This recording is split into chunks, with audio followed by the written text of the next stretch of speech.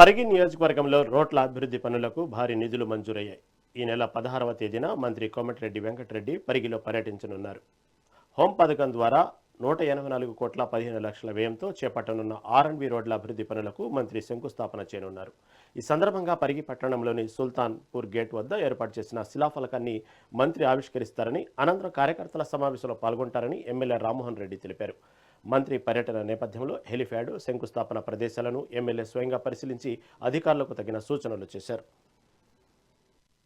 R&B minister Komatireddy Venkatareddy గారు కాంగ్రెస్ ప్రభుత్వం రేవంత్ రెడ్డి గారు ముఖ్యమంత్రి అయిన తర్వాత నుంచి గురువారం వరకు ప్రారంభోత్సవాలు చేసే యొక్క R&B యొక్క పనుల యొక్క వాల్యూ టోటల్ ఇంక్లూడింగ్ మన పరిగి నుంచి మనం షాద్నగర్ పోయే మార్గం కొంత షాద్నగర్ కాన్స్టిట్యున్సీలో కూడా వస్తుంది. కానీ మనం పోవాలంటే ఆ రోడ్ మీదకి పోవాలి. పరిగి నుంచి వికారాబాద్ పోవాలంటే మనం వద్దుల చిట్టంపల్లి అవన్నీ కూడా శాంక్షన్ అవుతాయి.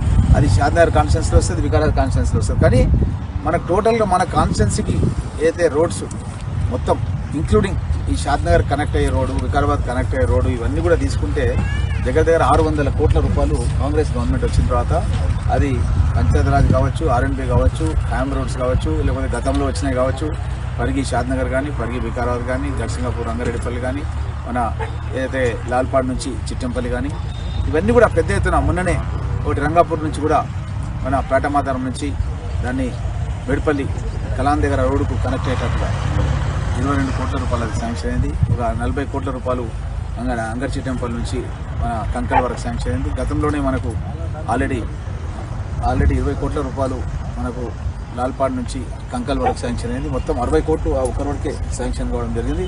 అదేవిధంగా మహమ్మదాబాద్ నుంచి కూడా మనము మర్కల్ ద్వారా చౌడాపూర్ నుంచి మనం లాల్పాడ్ రావడానికి కూడా కనెక్టివిటీ రోడ్ వచ్చేసింది. అది కూడా దగ్గర మనకు 20